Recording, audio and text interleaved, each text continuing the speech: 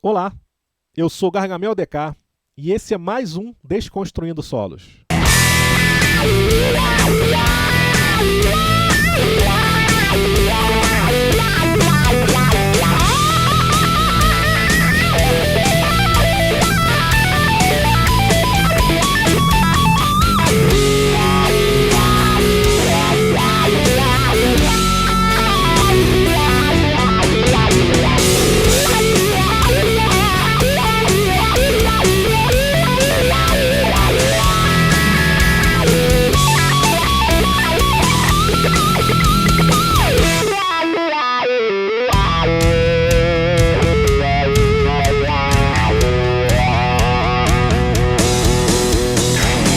Lembrando, o Desconstruindo Solos não ensina o solo na íntegra.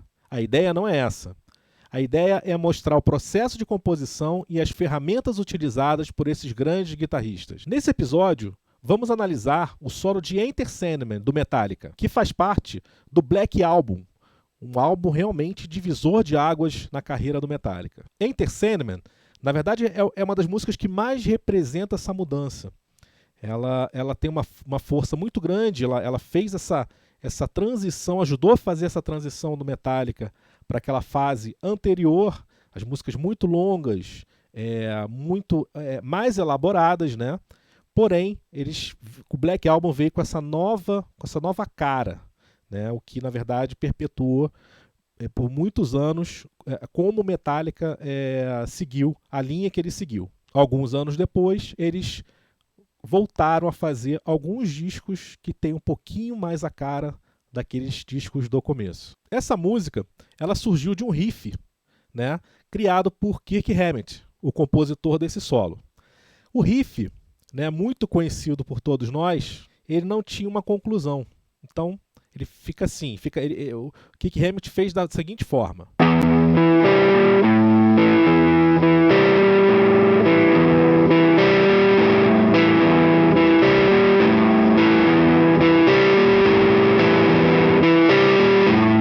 Ele não tinha conclusão. A dúvida que fica é se ele começou ele fez o riff dessa forma, ou se ele fez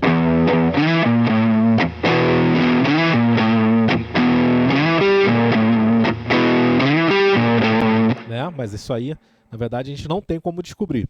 Mas o que acontecia era o seguinte, ele tinha esse riff,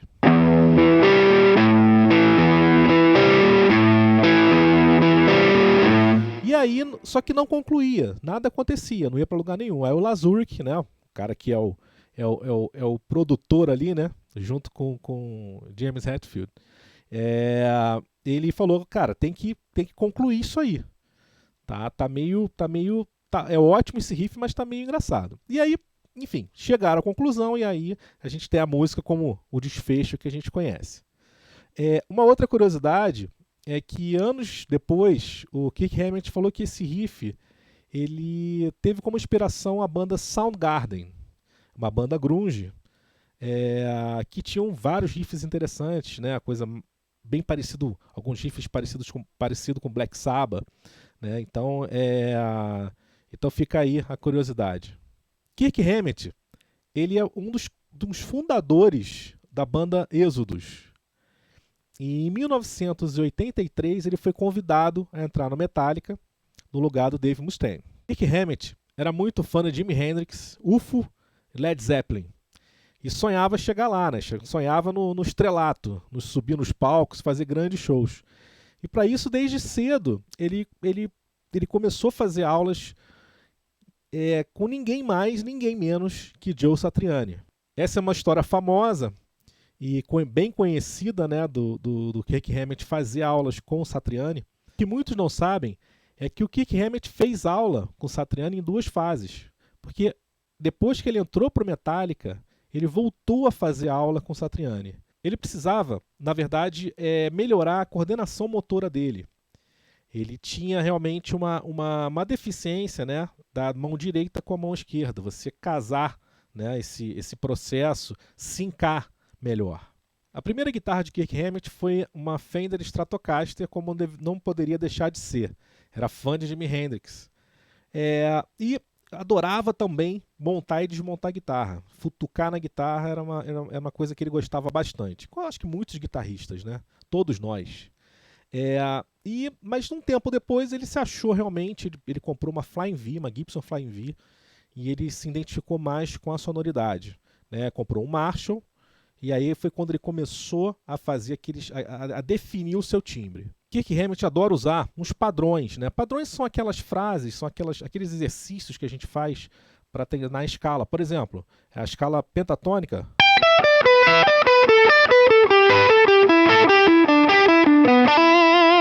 Né? Na escala, por exemplo, de Mi menor natural, né?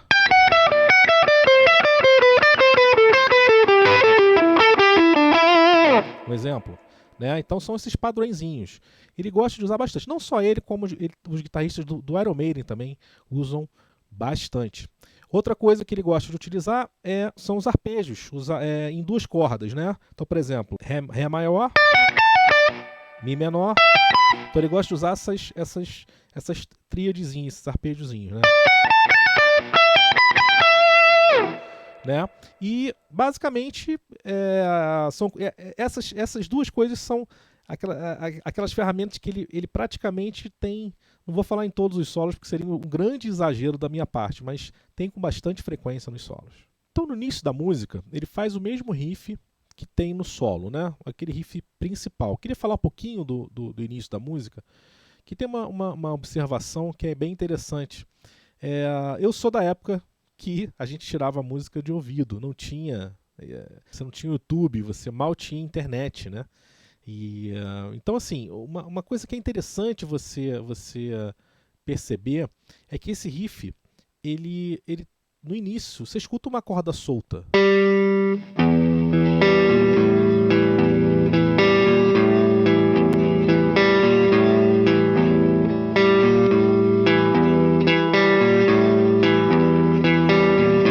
No início você escuta uma corda solta, né? Um sol solto.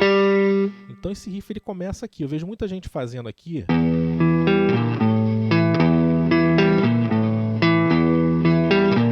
Mas se você perceber que tem essa notinha solta.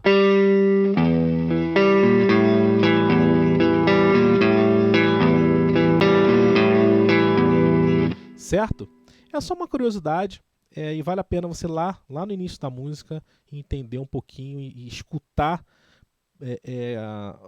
o timbre da corda solta é diferente da corda presa, né? Você está apertando, você está velando um pouquinho ela, né? Ainda mais na corda sol, que ela é bem aberta, né? Uma corda que tem uma sonoridade mais cristalina, né? Então,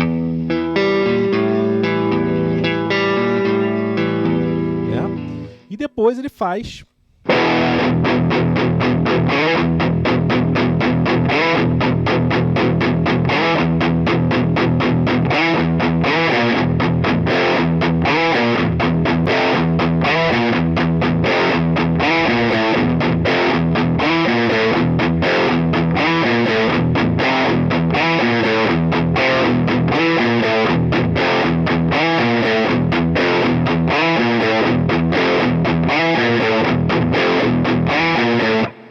até chegar no...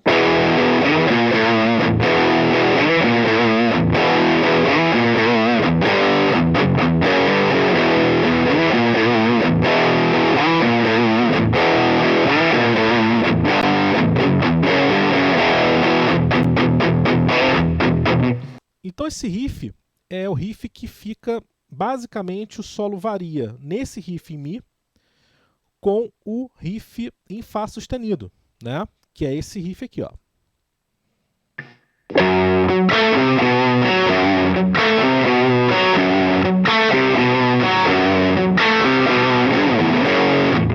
Refrão, né?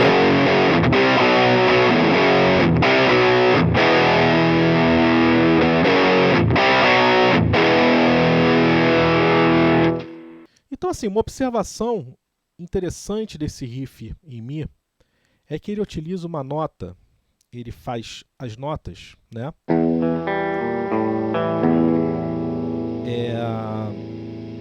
De um Mi menor, mas ele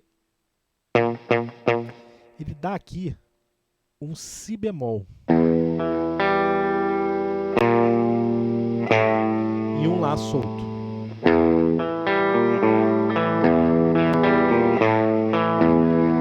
Ok? Então nesse riff ele faz o quê? Uma quinta bemol. Só que a gente vai entender que por mais que ele faça esse si bemol e depois o lá, né? Principalmente o si bemol, ele no solo ele não dá uma intenção dessa nota, em nenhum momento, né? Então eu vou falar um pouquinho isso na hora que a gente estiver analisando o solo. Na minha opinião, o processo de composição desse solo é bem curioso. Eu acredito que ele tenha feito vários takes, né, desse solo e depois depois ele recortou as melhores partes de cada take. Isso é muito utilizado, muito comum. Mas por que eu acho isso? Porque você vê que as partes, né, os blocos, eles não têm uma ligação, eles não têm assim, ele acaba um bloco, né, ele acaba, literalmente encerra o bloco e vai para um outro bloco, e não tem uma ligação, você não vê uma ligação. É uma sensação que eu tenho. É claro que você pode não ter a mesma sensação, mas depois escuta com carinho e dê sua opinião com relação a isso. Escreve aqui nos comentários o que você acha desse solo. Ele é um solo que ele foi composto inteiro, de uma forma inteira, um solo mais improvisado. É o que eu falei, ele ter gravado de repente, sei lá, 10, 15 takes e depois ter feito esse Frankenstein, ou seja, pegou um trecho melhor que ele achou de cada trecho e fez um solo, né? Montou um solo em cima dos takes. Então assim, dê a sua opinião, deixa no comentário aqui, pra gente bater um papo sobre esse processo de composição desse solo de Enter Sandman. Na minha opinião, novamente, só para poder reforçar, acho que ele gravou vários takes e pegou o melhor de cada take e fez um Frankenstein. Então vamos para o solo de Enter Sandman. Bem, o solo começa então nessa base.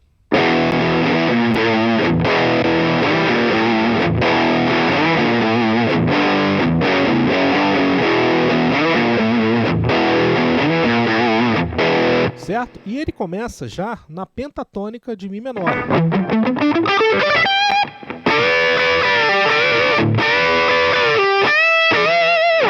Tá? Então ele faz um double stops.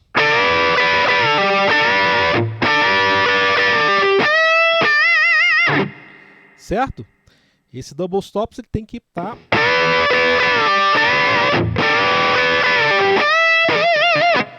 afinadinho, tá? A alavanca, a Floyd Rose ou outra alavanca que você utiliza, você tem que tomar um certo cuidado, porque quando você levanta a corda, ela faz esse movimento, ó. Só de eu mexer na corda, ó, olha como é que a alavanca mexe aqui, ó. Olha só. Tá vendo, ó? Então você tem que tomar um cuidado para afinar isso aí, tá, ó.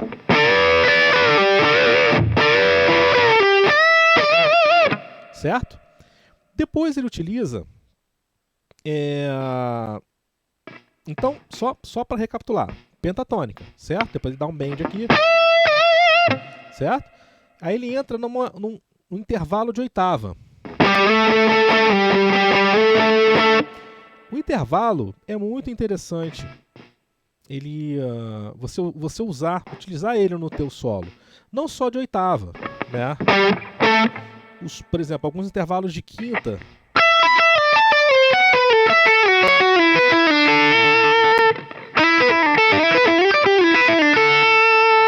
Bem interessante. Intervalo de quarta, né? Muito usado. Né? Bastante.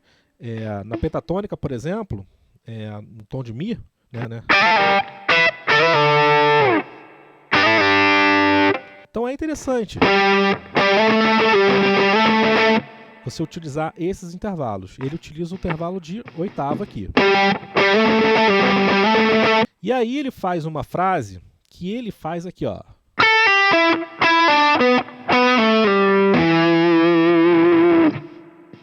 E desde que eu tirei essa música, muitos anos atrás, eu sempre fiz aqui. Eu sempre achei que essa frase tinha muito mais cara de corda solta do que... Mas fica aqui, realmente ele faz aqui, ó. Mas eu curto mais aqui. Certo? Então ele faz.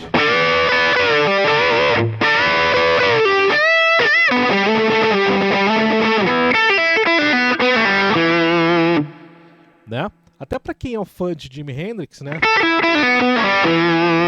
Eu vejo ele usando muito mais aqui do que aqui, mas fazer o quê? Certo? Então, continuando, e agora você vai fazer aquele lickzinho famoso, né? Em cima da pentatônica também, de dar o bend aqui na nota Ré, né? E depois o Mi aqui, né? Repetindo a nota. Então você dá o bend e toca a nota depois. Certo? Aí ele faz.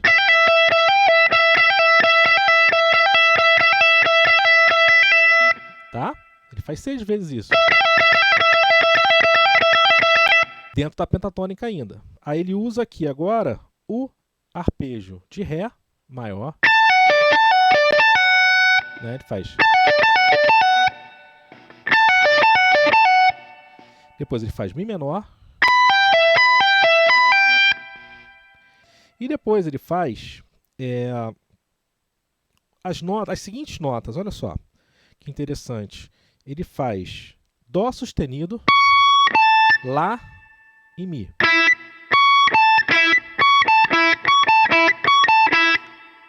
A observação aqui é o seguinte, Dó sustenido não está dentro da tonalidade de Mi menor natural. Seria o quê? Seria Dó, e não Dó sustenido. Então, ele está usando um Mi dórico. Certo? Que um Mi dórico, ele está dentro da tonalidade de quê? Tem as mesmas notas do Ré maior.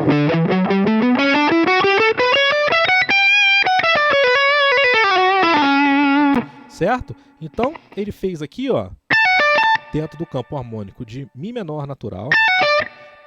Aqui também, e aqui ele já foi para o Mi dórico, que tem as mesmas notas da escala de Ré maior, certo? E aí depois ele faz um bend, aqui na nota Ré até a nota Mi. Então esse pedaço fica.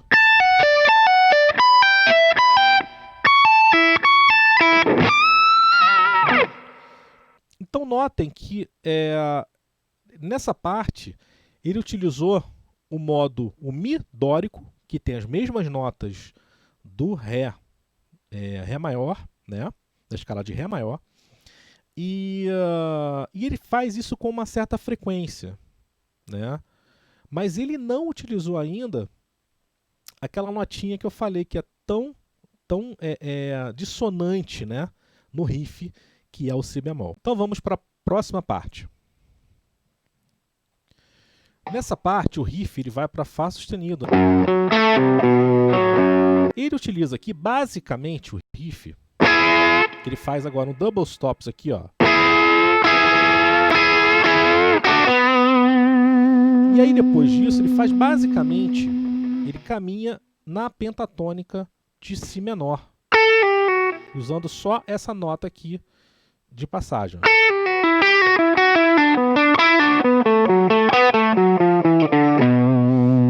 E ainda inclui aqui o Blue Note, tá? Em cima do Fá sustenido menor. Que na verdade ele não faz o Fá sustenido menor, ele faz o riff. Tá? Então ele faz. Aí ele faz.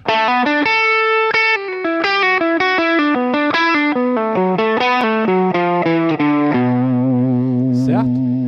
Então nenhum mistério, né? Usou aqui basicamente o caminho da pentatônica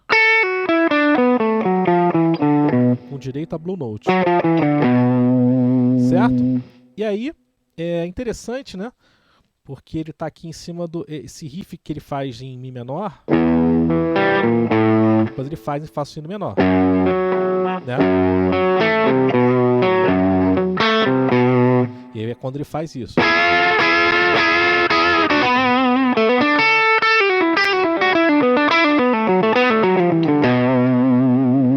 Ainda em cima do riff, que aí é o refrão da música, aí ele faz.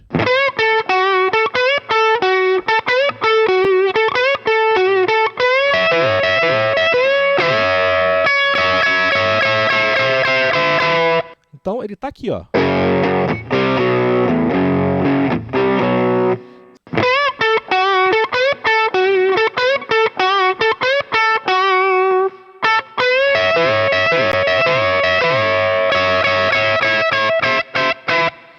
Aqui ele utilizou a pentatônica de Fá sustenido, né?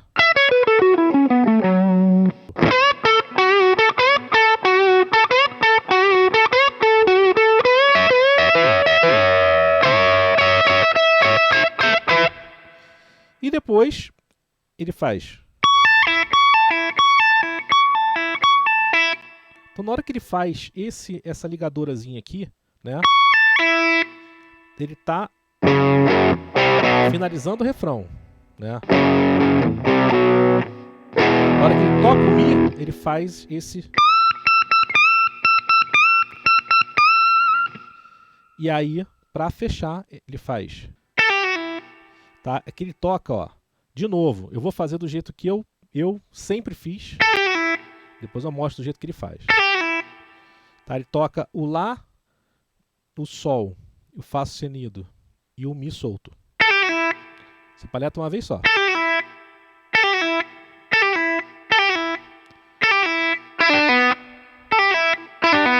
Tá? Em cima da pentatônica de Mi menor. Tá? Ele só utiliza aqui a segunda nota que é o Fá sustenido, né? A segunda de Mi. Depois ele faz.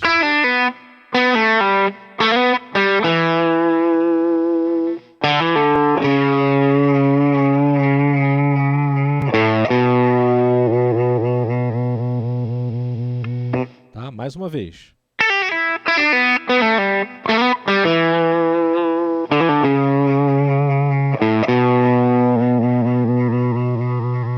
Então ele faz aqui, ó.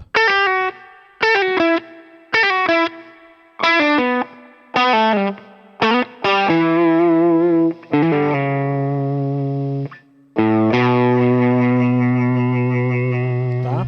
De novo.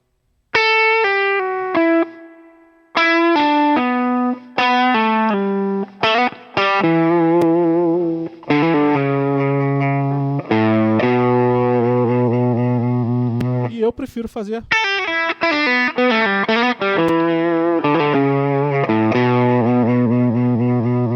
Então, só para lembrar novamente, hoje eu ainda mostrei o jeito que ele faz, o jeito que eu faço, exatamente porque aqui no Desconstruindo Solos a gente não ensina, a ideia não é ensinar o solo, e sim o que ele utilizou ali, né, as ferramentas e o processo de composição. Agora eu quero abordar da seguinte forma: imagina se ele tivesse.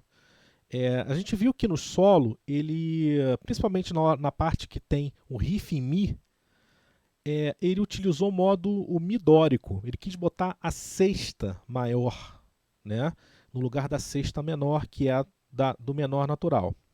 Certo?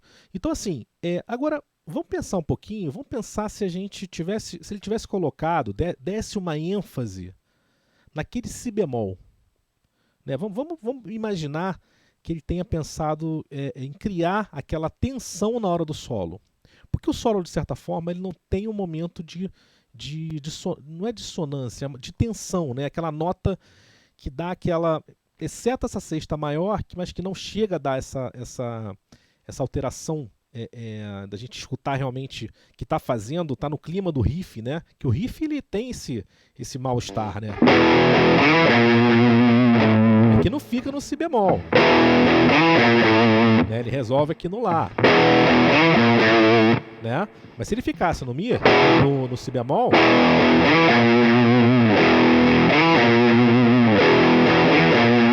viu como é que muda tudo, né?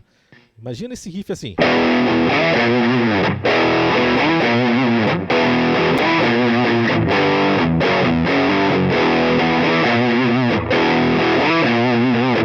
E aí vamos imaginar mais do que isso. Vamos imaginar que ele esteja, que ele tivesse assim no modo de Mi lócreo, né? Como é que seria esse riff no Mi lócreo?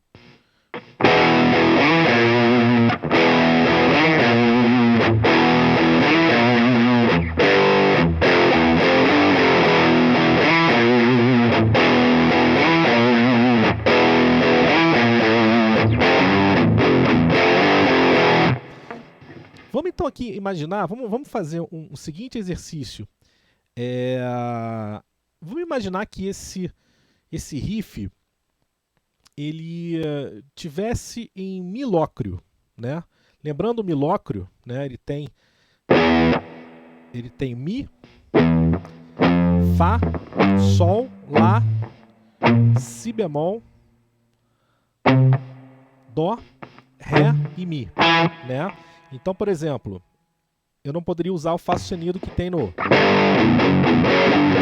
Eu posso até usar o... Isso está certo. Isso está certo, tá? Estaria certo assim. Tá dentro do Mi lócreo. Agora aqui, por exemplo, ó.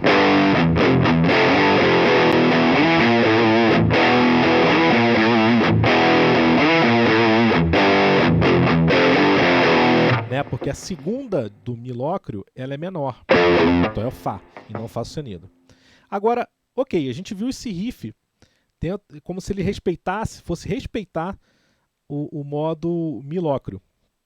Agora, e se a gente fosse solar essa base, essa parte que está no Mi lócreo? Então, eu vou fazer o seguinte, eu vou realmente exagerar nessas notas do Mi lócreo, essas notas que ela tem em destaque, ou seja, a diferença entre o Mi lócreo e o Mi eólio, para você poder entender como é que seria essa sonoridade, tá bem?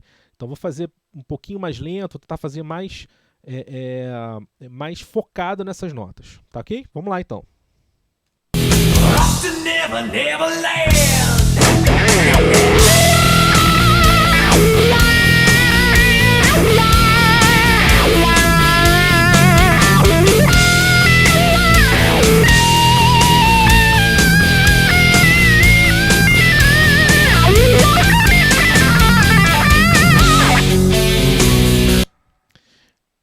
Então notou a sonoridade, a diferença?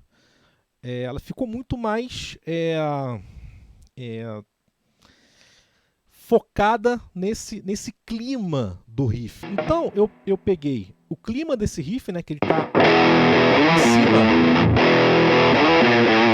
muito em cima do modo lócreo, né, com essa ênfase no Si bemol. ênfase que ele não dá tanto porque ele resolve no Lá, mas ela existe ali, né? Então, o que eu fiz? Eu peguei aqui e usei o Mi lócreo.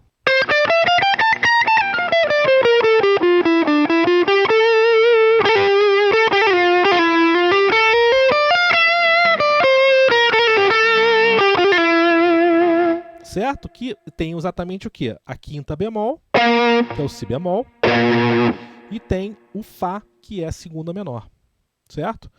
É claro que a gente tem aqui no riff uma segunda maior, certo? Então assim, foi só para demonstrar isso, mas não teria muito problema se você usar a nota de passagem comum. É só você não parar, não deu azar de você parar exatamente na hora do Fá, você está tocando em Fá sustenido, tá? Tem que se ligar nisso.